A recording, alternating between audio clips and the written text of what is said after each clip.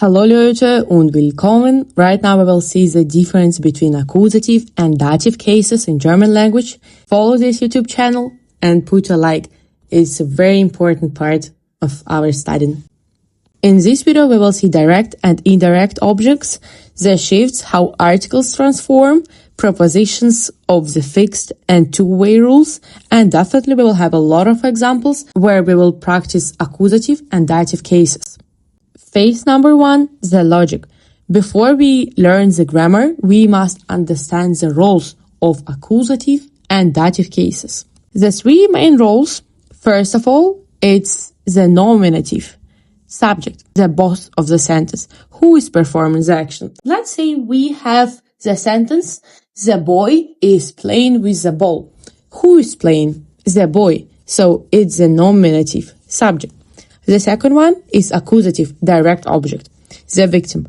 What is being acted upon or verbed? Let's use as an example, the boy is taking the ball. The subject, it's the boy, and the ball, it's the direct object that the subject is taking, the ball. And the third one, dative, indirect object, the recipient, to whom or for whom is the subject happening.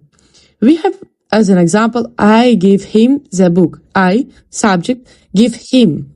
So dative, we giving it to a specific person, to the recipient. The book, direct object.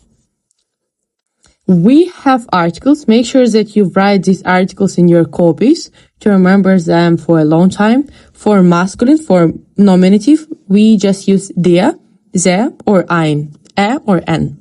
For feminine, we use die, eine.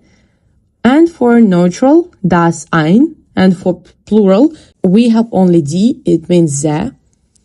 For accusative, instead of der, masculine, we have to use den. And for ein, we have to use einen. So just we have to add en in the end.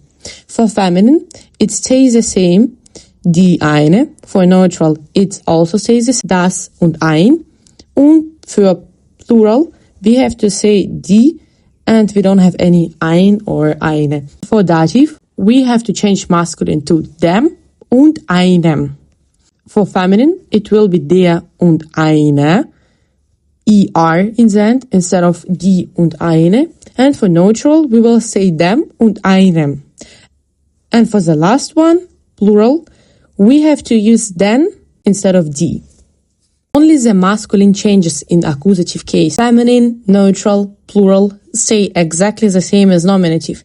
Just make sure that you remember der always becomes den in accusative case. When to use accusative case? If you want to use some action verbs like haben, to have, sehen, to see, essen, to eat, und brauchen, to need. Masculine cases study the transformation. I'm eating the apple. The apple is der Apfel. But in accusative case, we have to use den Apfel instead of der. We have also three more examples. Den Mann, ich sehe den Mann. In accusative way, I said before, instead of der, we use den. Der Tisch, ich kaufe den Tisch, I buy the table. Der Hund, liebt den Hund, he loves the dog. Accusative prepositions, you have to just remember them by heart. Durch, through, ohne, without, gegen, against, für, for, around. When you have these 5 prepositions, you always have to use an accusative case. Let's put one of these prepositions in the sentence. Ich habe ein Geschenk für den Vater. I have a gift for the father. In this sentence, we used für, for, so it will be definitely an accusative case. Instead of der Vater, we have to use den. Phase number 2, the dative case, the recipient role. Use dative when someone is receiving the result of an action or when using specific dative verbs. And we have 3 examples of common dative verbs. Helfen, to help, danken, to thank, und gehören, to belong to. When you see these 3 verbs, you can say that it will be more likely the dative case. The feminine shift. I help the woman. Ich helfe der Frau.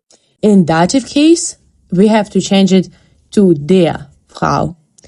And why do we use der? Because die Frau becomes der Frau in dative case. This is a most common mistake for beginners. Essential dative prepositions that you have to learn as well. It's aus, from, out of, by, at or near, mit, with, nach, after or to, seit, since, von, from, to, and always remember that these 7 prepositions need to be used only for dative case. We have a sentence with 2 objects. Ich gebe den Mann den Brief. I give the man, dem Mann, den Brief, the letter. As you can see, the recipient is indirect object, der Mann. We have to change it to dem Mann because we will use the dative case. Und the object, direct, der Brief, den Brief, has to be changed to accusative case. Instead of der, we have to say den. The 2-way ninja moves. Wohin? Movement. If you are moving to a destination, always use accusative.